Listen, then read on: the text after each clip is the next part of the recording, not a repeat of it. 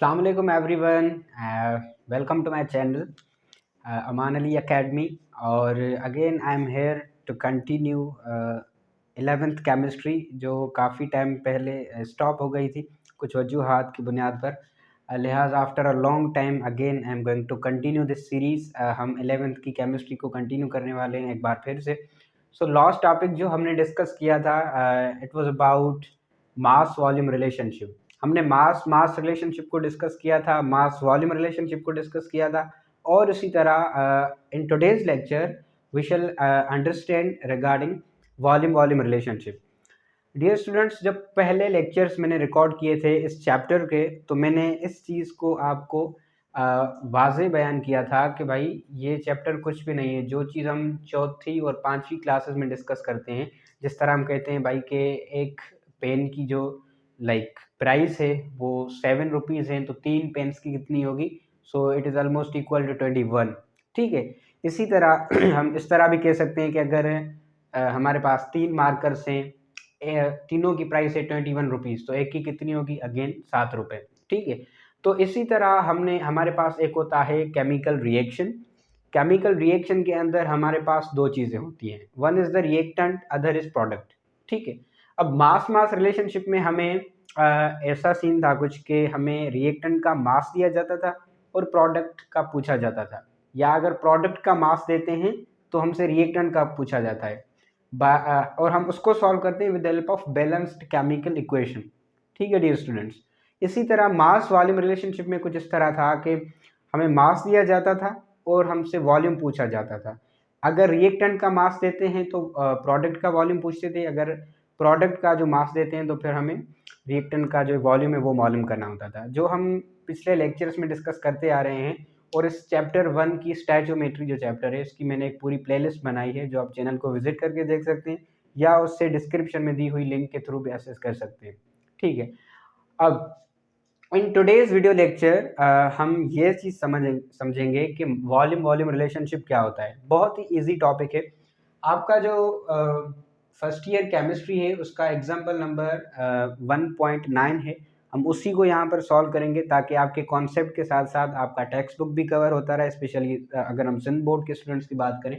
और पहले हम थोड़ा सा कॉन्सेप्ट समझते हैं कि वॉल्यूम वॉल्यूम रिलेशनशिप होता क्या है।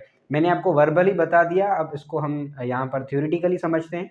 उसके बाद हम उनका जो एक एग्जाम्पल के तौर पर न्यूमेरिकल है उसको सॉल्व करते हैं, और मैं कुछ ट्रिक्स भी आपको बताता हूँ जिसकी मदद से आप फ्यूचर में अगर इस तरह की प्रॉब्लम्स आपको आएँ तो आप उन्हें किस तरह फेस करेंगे या सॉल्व करेंगे। सो देखिए dear students, we have what we do in volume volume relationship. Here we determine the unknown volume of reactant और प्रोडक्ट। हमें जो अननोन वॉल्यूम है, मतलब ऐसा वॉल्यूम जो हमें पता नहीं है और वो हमें मालूम करना है, वो रिएक्टेंट का भी हो सकता है, वो प्रोडक्ट का भी हो सकता है। लेकिन अगर रिएक्टेंट का मालूम करना है तो प्रोडक्ट का वॉल्यूम दिया गया होगा, अगर प्रोडक्ट का मालूम करना है तो फिर रिएक्टेंट का वॉल्यूम हमें दिया गया होगा। ठीक है, वो फिर हम उसको जो केमिकल इक्वेशन है उसकी मदद से सॉल्व करेंगे, जो मैंने यहाँ पर लिखी है। लेटर ऑन मैं इसको जो है वो एक्सप्लेन करता हूँ। From a given volume of substance, हमें सब्सटेंस का वॉल्यूम दिया जाएगा, वो रिएक्टेंट भी हो सकता है, प्रोडक्ट भी हो सकता है, in a chemical reaction with the help of balanced chemical equation. यहाँ पर इन टाइप के प्रॉब्लम्स में जो सबसे बड़ा रोल होता है वो होता है केमिकल इक्वेशन का, स्पेशली बैलेंस्ड केमिकल इक्वेशन। अगर वो आपको मिल जाती है तो समझे प्रॉब्लम ही सॉल्व है। उसके बाद भी स्टूडेंट्स कंफ्यूज होते हैं कि भाई इक्वेशन तो है लेकिन हम इसको सॉल्व कैसे करें। भाई आपको इक्वेशन मिल गई तो अगर आपकी पास्ट में, आपकी हिस्ट्री में अगर थोड़ी सी भी प्रैक्टिस रही है तो आपके लिए तो कोई मसला ही नहीं। देखें स्टूडेंट्स, एक न्यूमेरिकल यहाँ पर भी दिया गया है, calculate the volume of carbon dioxide. अब कार्बन डाइऑक्साइड का वॉल्यूम हमें मालूम करना है, ठीक है, इस न्यूमेरिकल के अंदर।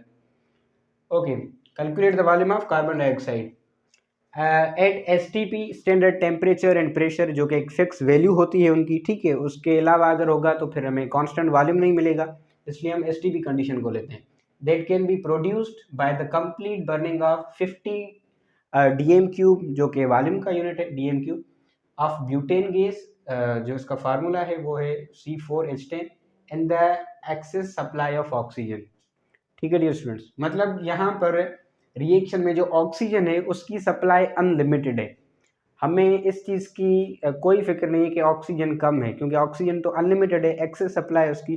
तो हमें जो लेना है वो लेना है ब्यूटेन को, क्योंकि लिमिटिंग रिएक्टेंट वो है, उसका जो मास है या उसका जो वॉल्यूम है वो कम है। ठीक है, तो हम ब्यूटेन के लिहाज से ब्यूटेन के दिए गए हुए मास से हम फाइंड करेंगे कि कार्बन डाइऑक्साइड कितनी प्रोड्यूस होगी with the help of this balanced chemical equation. ठीक है, लेट्स सी। अब डियर स्टूडेंट्स, होता ये है, ये जो बैलेंस्ड केमिकल इक्वेशन है ये इस चीज़ को एक्सप्लेन कर रही है कि अगर ब्यूटेन के हमारे पास 2 मोल्स होंगे तो कार्बन डाइऑक्साइड के हमें 8 मोल्स मिलेंगे। ठीक है, यहाँ पर मोल्स का रिलेशन है। इसी तरह अगर हम इसका 1 मोल लेंगे ब्यूटेन का तो हमें 4 मोल्स मिलेंगे कार्बन डाइऑक्साइड के। अब इस रिलेशन को हम वॉल्यूम की लेवल तक भी ले जाते हैं। हम ऐसा कह सकते हैं कि अगर ब्यूटेन के हमारे पास 2 डीएम क्यूब हैं तो हमें कार्बन डाइऑक्साइड के 8 डीएम क्यूब्स मिलेंगे। अगर हमारे पास ब्यूटेन का 1 डीएम क्यूब है तो हमें कार्बन डाइऑक्साइड के 4 डीएम क्यूब मिलेंगे। ये रिलेशन हमने बनाया, यानी कि ब्यूटेन का 1 डीएम क्यूब कार्बन डाइऑक्साइड के 4 डीएम क्यूब हमें देता है, यानी कि उससे 4 गुना ज़्यादा। सिंपली हम उसको मल्टीप्लाई करेंगे 4 से, जो भी वैल्यू हमें दी गई हो। अभी हम इस रिलेशन को पहले लिखते हैं। ठीक है डियर स्टूडेंट्स, यानी कि ब्यूटेन का 1 डीएम क्यूब हमें देता है 4 DM cube of carbon dioxide. ठीक है, यहाँ पर मैं लिख देता हूँ ब्यूटेन और यहाँ पर मैं लिखता हूँ कार्बन डाइऑक्साइड का फॉर्मूला, ताकि पता तो चले हम किस चीज़ की बात कर रहे हैं। ओके, नेक्स्ट हमें क्या है, हमें दिया गया है 50 DM cube of butane gas. ठीक है, 50 डीएम क्यूब। अब हमसे पूछा जा रहा है कि कार्बन डाइऑक्साइड का वॉल्यूम कितना मिलेगा। So simple dear students, basically अब आपको करना क्या है, 1 डीएम क्यूब पर हमें मिल रहे हैं 4 डीएम क्यूब, 4 गुना ज़्यादा। ठीक है, तो अभी यहाँ पर 50 डीएम क्यूब्स हैं तो इनका 4 गुना कितना होगा। सिंपली आप 50 को मल्टीप्लाई करेंगे 4 से, the answer should be 200 DM cube. ठीक है, तो हमें यहाँ पर मिलेंगे, क्वेश्चन मार्क नहीं बल्कि कितने मिलेंगे, 200 DM cubes, 200 DM cube of carbon dioxide. ये हमारा हो गया आंसर। अब पर्सनली ट्रिक वगैरह से हम हटकर भी कोई बात करें तो डियर स्टूडेंट्स, ये जो स्टैचोमेट्रिक प्रॉब्लम्स होते हैं ना, this is all about your common sense, how your common sense works. क्योंकि अभी यहाँ पर तो एक चीज़ क्लियर हो गई कि 1 डीएम क्यूब के बदले हमें 4 डीएम क्यूब मिलेंगे, तो 50 के बदले 200 मिलेंगे, उससे 4 गुना ज़्यादा। तो अब इसमें ट्रिक्स की कौन सी बात है, it's all about your common sense numericals. ठीक है, ये जिस तरह हम कहते हैं ना एनालिटिकल रीजनिंग के सवाल होते हैं, लॉजिकल रीजनिंग के सवाल होते हैं, ये तो बिल्कुल उसी तरह के सवाल है। सो आपको इन्हें इस तरह ही फेस करना है, आपको इन्हें एक गेम समझकर सॉल्व करना है।